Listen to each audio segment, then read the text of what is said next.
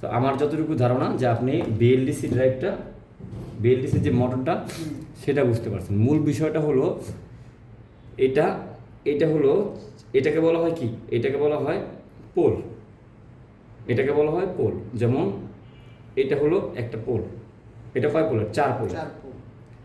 4 pole যদি হয় তাহলে এটা 4 পোল হলে আমরা ধরতেছি এটা দুইটা স্টেপ। ধরেন এটা হলো, আমরা যদি নর্মালি পাম্প দেখি, পাম্পের ভিতরে যেটা হয়, আমরা যদি এই ওয়েন্ডিংটা পাই তাহলে মনে করি আমরা 250 আরপিএম। কেন 250 আরপিএম মনে করি?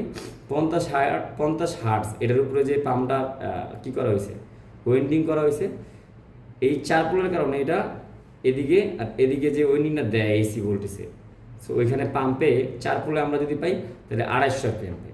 পাম্পের যত পাম্প আছে পানি উঠানোর জন্য হাই স্পিড প্রয়োজন 250 আরপিএম, মানে সব জায়গায় দেখবেন 250 আরপিএম। হ্যাঁ, কিন্তু এইটার জন্য যদি 250 আরপিএম করতে যাই তাহলে কি আমার এই পোল কোনো এখানে ম্যাটার করে? ওইখানে 4 পোল করা হয়েছে কী কারণে? কারণ ওইখানের ফ্রিকোয়েন্সি কোনোভাবে পরিবর্তন করে 100 করা যাচ্ছে না, নাকি? তার মানে বিএফডি হলো এমন একটা ডিভাইস, অথবা এই ধরনের বিএলডিসি ড্রাইভার হলো এমন একটা জিনিস, যে কোনো ড্রাইভার হলো এমন একটা জিনিস যে মূলত কেউ ফ্রিকোয়েন্সিকে ড্রাইভ করে, কেউ ভোল্টেজকে ড্রাইভ করে। যেমন স্টেবিলাইজার কী করে? ইনপুট ভোল্টেজ আউটপুট ভোল্টেজ এগুলো ভেরিয়েশন করে না? কেউ আছে কারেন্ট কন্ট্রোলার, সে কারেন্টকে ড্রাইভ করে। মূলত আউটপুটটাকে যে কোনো সার্কিট যদি ড্রাইভ করে সেটাকে আমরা ড্রাইভার বলি। এক কথায় বুঝিয়ে দিলাম। যেমন লাইটেরও আমরা যদি বলি ছোট একটা ড্রাইভার আমাদের কাছে আছে, যেটা দিয়ে মূলত লাইটের ড্রাইভার। আপনি যখন চায়নার কাছে কিনতে যাবেন না, তখন এটাকে ড্রাইভারই বলবে, এলইডি ড্রাইভার। এই নামটা আশা করি সবাই শুনছেন, বা এই নামটা একেবারে ইজি, এলইডি ড্রাইভার। তারপরে এখানে দেখা যাচ্ছে যে এখন বাজারে আসতেছে না বিএলডিসি ফ্যান, এটাকেও কি বলে? ইন্টারনেটে সার্চ করলে আপনি দেখবেন যে বিএলডিসি ড্রাইভার বলে। সো ওইটা যদি বিএলডিসি ড্রাইভার হয় তাহলে এইটা কেন ইনভার্টার কম্প্রেসার হইবে? এটাও বিএলডিসি কম্প্রেসার, এবং এই সার্কিটটার নাম কি? BLDC driver. ওকে, তাহলে ইনভার্টার কি কারণে করি আমরা ইনভার্টারটা আগে বোঝার চেষ্টা করি। এগুলো তো আইপিএম, এগুলো মূলত ড্রাইভিংয়ের জন্যে যদি মোটর হয় তাইলে এটা ইউজ করা হয়। উইদাউট শুধুমাত্র মোটর যে তা কিন্তু না, এটা কোন কোন জায়গায় ব্যবহার করা হয় দেখেন। নাম্বার 1 ইনভার্টার্স, কিন্তু বলে নাই কিন্তু যে ইনভার্টার্স আসলে কি ইনভার্টার্স, এটা কিন্তু বলে না। এখানে লেখা আছে না, আমি একটু যদি ভিডিওতে দেখাই। এখানে দেখেন, এখানে বলছে কি, এইটার নাম হলো মিৎসুবিশি আইপিএম অথবা ইন্টেলিজেন্ট পাওয়ার মডিউল। কীভাবে ইন্টেলিজেন্ট হয় এটা আমগো টার্গেট। আমগো ভিডিও লম্বা হইব, আমগো কন্টেন্ট লম্বা হইব, আমগো ক্লাস লম্বা হোক, কিন্তু মূল বিষয়টা হলো আমরা একেবারে খুইলে আলোচনা করব, ঠিক আছে? সো এখানে বলা হচ্ছে কি PM 2 এক্সট্রা যা হোক, এখানে মূলত এটা একটা মিৎসুবিশি কোম্পানির কি একটা আই থেকে, ইন্টেলিজেন্ট থেকে নিলাম আই, পাওয়ার থেকে নিলাম P, আর মডিউল থেকে নিলাম M। তাহলে কি হলো? IPM। ওকে, তাহলে এই IPM এর এই যে এখানে লেখা আছে ডেসক্রিপশন, এখানে বলা হচ্ছে মিৎসুবিশি ইন্টেলিজেন্ট পাওয়ার কি লিখছে? Module are a insulated base module designed for power switching application operating at frequency to 20 hertz building control circuit provide optimum gate drive and protection for the IGBT and free wheel diode power device. Clear? এখানে বাংলা কি বলছে? এই ড্রাইভারটা মূলত যে design করা হয়েছে সেটা মূলত পাওয়ার সুইচিংয়ের জন্য ডিজাইন করা হয়েছে। হ্যাঁ, তাহলে আমরা মোটরে যে জিনিসটা দিই সেটা কি? পাওয়ার। লাইটে যেটা দিই সেটা কি? পাওয়ার। আর পাওয়ার মূলত হয় বিদ্যুতের কি যে অ্যাম্পিয়ারটা আছে সেটাকে আমরা পাওয়ার বলি, নাকি?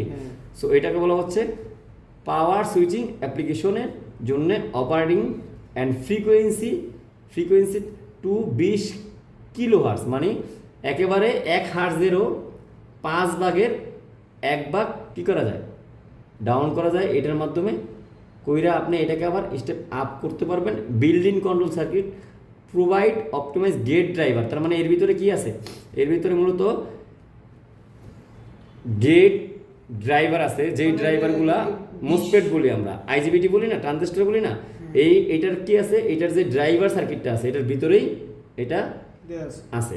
সো এটা যদি আমরা দেখতে চাই তাহলে এটা তো জানেনি একটা কোম্পানির কাস্টমারের না, এই যে এখানে দেখতে পাচ্ছি আমরা, এর ভিতরে দেখেন কি আছে, ছোট ছোট ড্রাইভার আছে, দেখতে পাচ্ছেন, এই যে একটা ড্রাইভার, এই যে একটা ড্রাইভার, একটা ড্রাইভার, কোনো না আছে নাম্বার, না আছে কোনো ধরনের মার্কিং, না আছে কোনো কিছু, না কোনটা প্লাস মাইনাস, কিছুই কিন্তু নাই, কারণ এটা কোম্পানি নিজের মতো ডিজাইন করছে। কোম্পানি আপনাকে এটা খুলতে দেয়নি, বোঝার প্রয়োজনও তারা মনে করেনি যে আপনি ভিতরে যান, ভিতরে মূলত তাদের কাজ, তারা এই মডিউলটা যেহেতু আপনার কাছে বিক্রি করছে, সো আপনি মডিউলের বাইরের সাইডটা নিয়ে চিন্তা করেন। ইন্টারনালি চিন্তা করবো কারা, আমরা রিপেয়ার যারা করি এরা, কারণ অনেক সময় এখানে ছোটো একটা সমস্যা হলে আমরাকে সমাধান করার চেষ্টা করি, যারা আমরা রিপেয়ারিং এক্সপার্ট বা আপনি যখন এক্সপার্ট হয়ে যাবেন। কিন্তু মূলত সে বলে যে আপনি বাহির থেকে এটাকে কী করেন, বুঝতে চেষ্টা করেন এবং বাহির থেকে ব্যবহার করেন। তো আমরা কি করব, আমরা এইটা নাহলে দামি দেখি, এটা ধরেন 15,000 থেকে 20,000 টাকা দাম, নাও পাওয়া যেতে পারে বাজারে, হ্যাঁ। তো এইটার জন্য হয়তো আমরা কী করবো, ভিতরে রিপেয়ারিংয়ের সাহস করি, আর এই সাহসের থেকে কী হয়, বলা হয় না যে যদি এমন হয় একটা জায়গায় যে 500 টাকা গাড়ি ভাড়া লাগবে, আপনার কাছে নাই, তখন আপনি কী করবেন, আপনার কাছে যেতে হবে, তখনই না হাঁটা শেখা হয় নাকি, হাঁটায় অভ্যস্ত কখন হয় মানুষ, যখন মানুষ ঠেকে নাকি। এই কথাটা আমি ওইভাবে না বললে এইভাবে বললাম।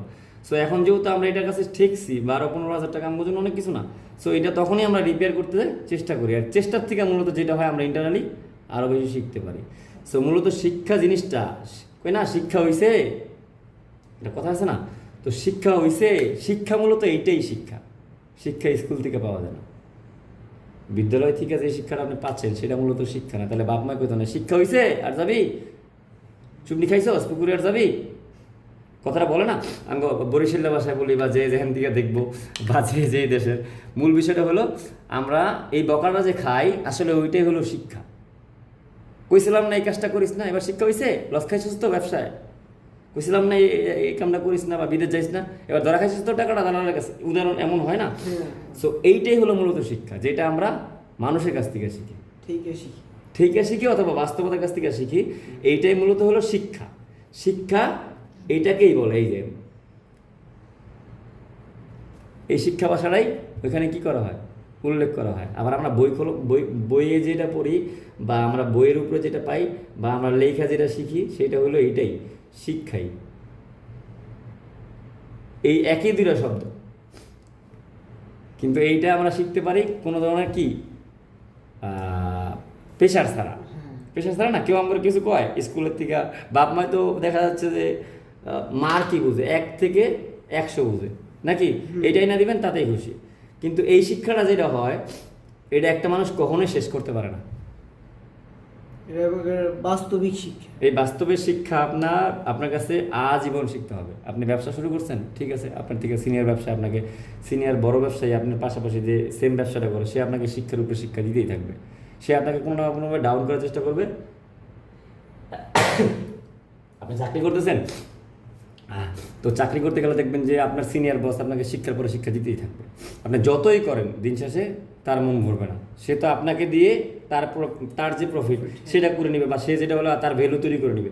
সো আপনি অপারেটিং করতেছেন, আপনি যতই প্রোডাকশন দেন দিন শেষে মালিক আপনারা কী করবো, আরও বেশি প্রোডাকশন দাও। এই শিক্ষার কোনো শেষ নাই।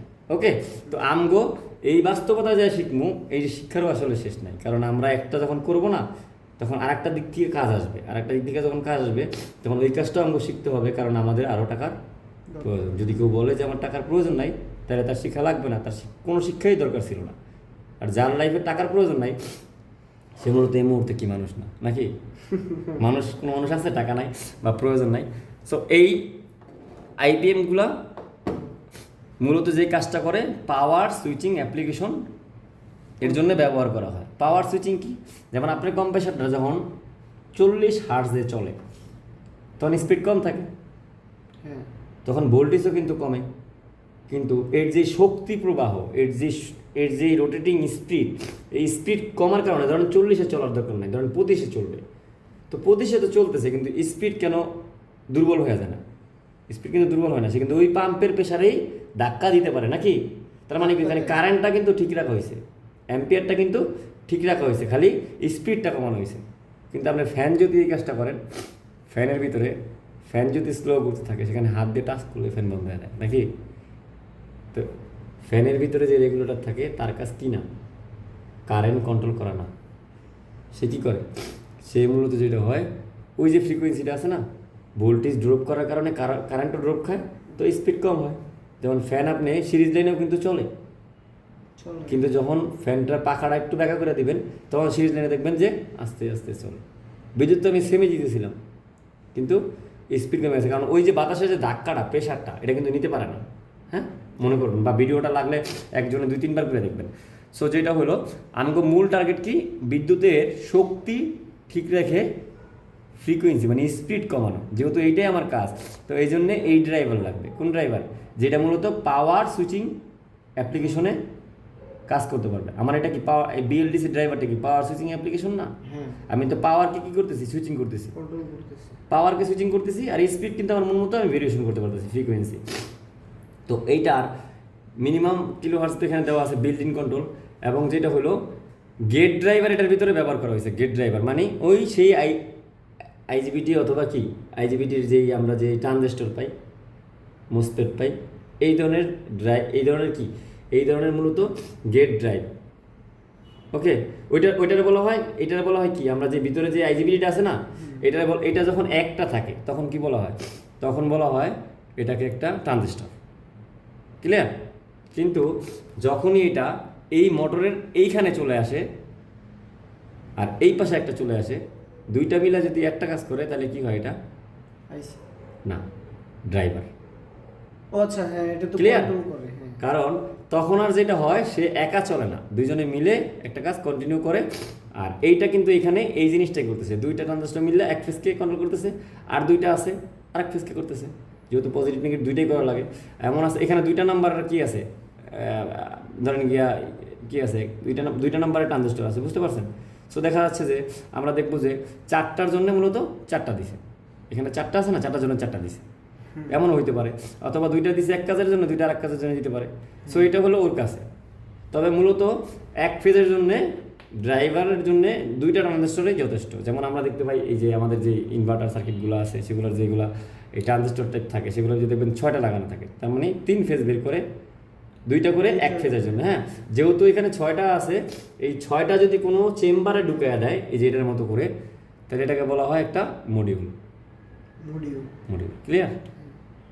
যদি কোনো জিনিস এরকম চেম্বারে অনেকগুলোকে ঢুকায় দেয়, তাহলে নামই চেঞ্জ হয়ে যায়। যেমন আমরা যদি একের থেকে অধিক হয়, আমি ধরেন আপনি একটা এলাকায় মারামারি লাগছে, সো একজনে মিললে মারলো একজনরে, তাহলে কী হলো, ওই ব্যক্তি মারামারি করছে নাকি? আর যদি ওই একজন ব্যক্তিরে 5 জনে মিললে মারে, তাহলে কী বলে, মানে ওই গ্রুপ অথবা জনগণের নাম তুলে ধরে নাকি? 5 জন যখনই হয়ে যায়, ধর পুলিশে যদি একজন মারে, উদাহরণস্বরূপ পুলিশ